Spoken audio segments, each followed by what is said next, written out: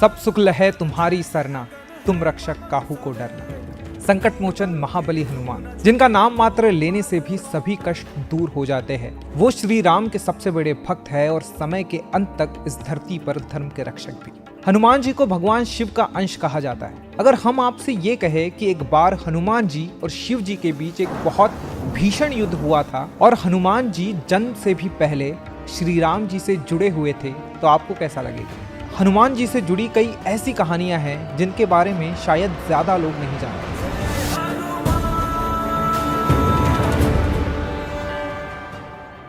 हनुमान जी वानरराज केसरी और देवी अंजना के पुत्र थे, ये बात कौन नहीं जानता।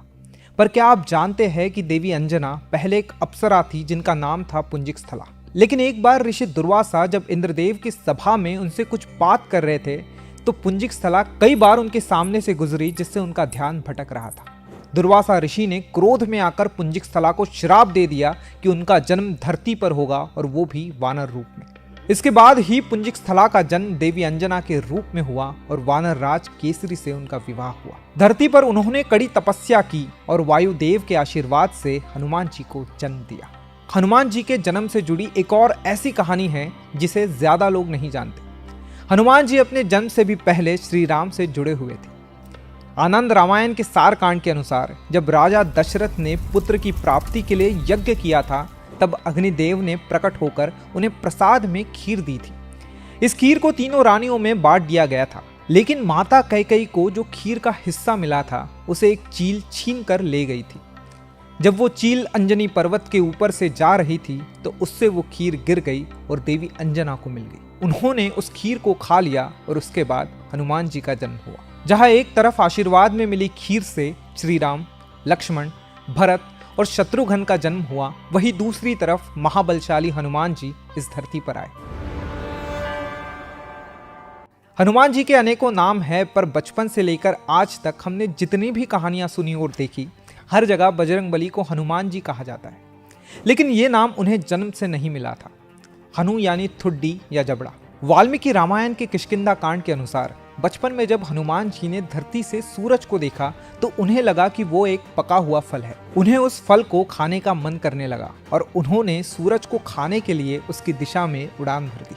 जब इंद्रदेव ने हनुमान जी को स्वर्ग की ओर बढ़ते देखा तो वो बहुत क्रोधित हो गए। जब हनुमान जी ने अपनी जिद नहीं छोड़ी तो इंद्रदेव ने उन पर अपने वज्र से प्रहार कर दिया। उसका असर इतना तेज था कि हनुमान जी बेहोश हो गए और धरती की ओर गिरने लगे।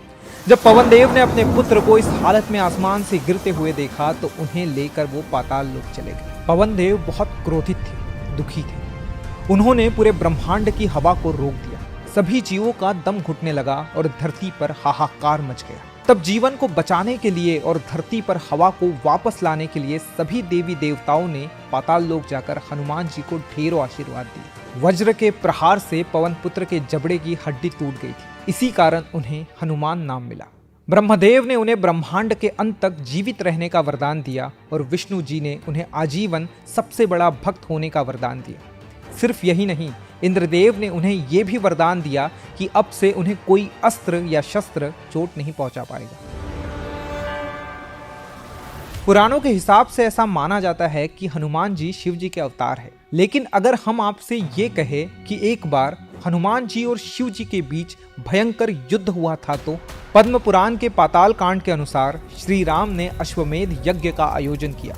यज्ञ के दौरान अश्व को छोड़ दिया गया, जो दौड़ते दौड़ते राजा वीरमणि के नगर जा पहुंचा, लेकिन वहां उसे पकड़ लिया गया। अगर यज्ञ के घोड़े को कोई रोक ले तो उससे युद्ध करने का नियम था।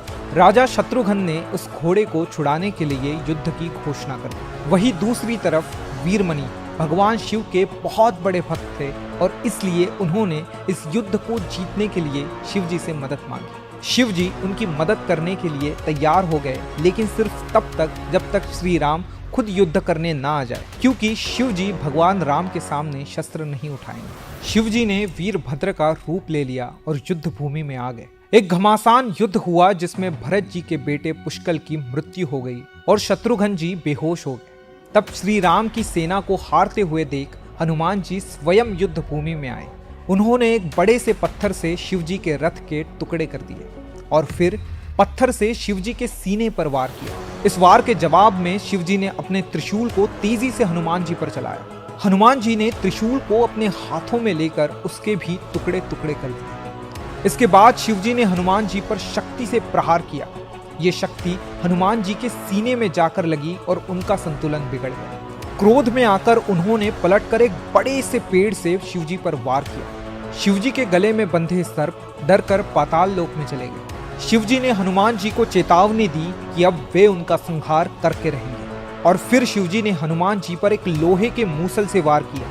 हनुमान जी ने तब विष्णु जी का ध्यान किया और तेजी से उस मूसल के वार को टाल दिया। हनुमान जी बहुत क्रोध में थे। उन्होंने शिवजी पर पेड़ों और पत्थरों की वर्षा शुरू कर दी। ये युद्ध एक लंबे समय तक चलता रहा और अंत में हनुमान जी की विजय हुई। आज भी इस संसार में जब जब राम कथा सुनाई जाती है, ऐसा माना जाता है कि किसी न किसी रूप में हनुमान जी वहां उपस्थित होते हैं। पूरी दुनिया में हनुमान जी के एक ऐसे रूप की पूजा होती है जिसमें उनका पूरा शरीर सिंदूर से ढका होता है। हनुमान चालीसा के हिसाब से हनुमान जी का कंचन वर्ण है, यानी उनका रूप सोने से बना हुआ है। तो फिर उन्हें इस रूप में क्यों पूजा जाता है? ऐसा माना जाता है कि वनवास खत्म होने के बाद एक दिन हनुमान जी ने सीता जी को अपनी मांग में सिंदूर भरते हुए देखा। जब हनुमान जी ने माता सीता से इसका कारण पूछा तो उन्होंने बताया कि वे ये सिंदूर राम जी की लंबी उम्र और अच्छे स्वास्थ्य के लिए लगाती है। हनुमान जी गहरी सोच में पड़ गए।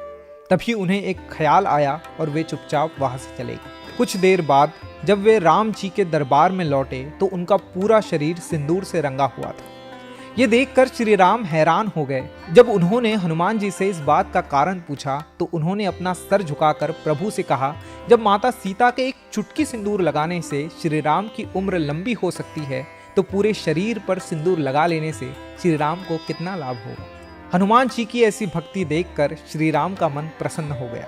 उन्होंने हनुमान जी को वरदान दिया कि जो लोग उनके सिंदूर वाले रूप की पूजा करेंगे उस पर श्री राम जी का आशीर्वाद हमेशा बना रहेगा। हनुमान जी को चिरंजीवी होने का वरदान मिला था। इस युग में भी हमें कई ऐसे प्रमाण मिले हैं जो बताते हैं कि हनुमान जी आज भी हमारे बीच है।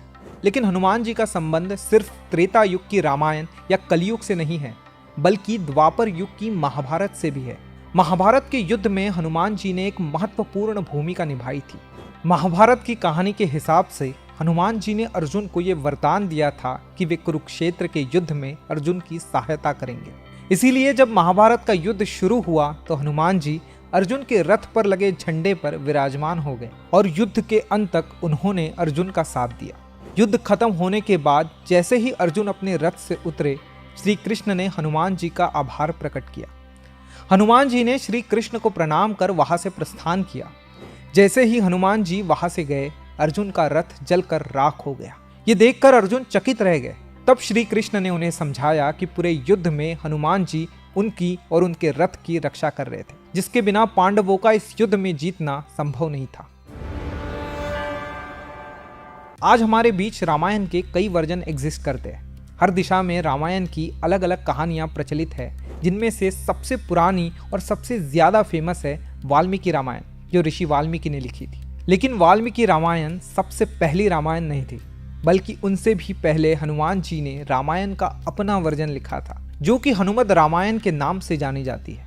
कुछ कहानियों के हिसाब से जब ऋषि वाल्मीकि रामायण की कथा पूरी करने के बाद हनुमान जी के पास पहुंचे तो उन्होंने देखा कि हनुमान जी ने हिमालय के पहाड़ों पर अपने नाखूनों से रामायण का अपना वर्जन लिखा हुआ है। ये देखकर ऋषि वाल्मीकि दुखी हो गए, क्योंकि वे जानते थे कि अगर हनुमान जी की रामायण दुनिया के सामने आ गई तो उनकी रामायण का अस्तित्व कम हो जाएगा।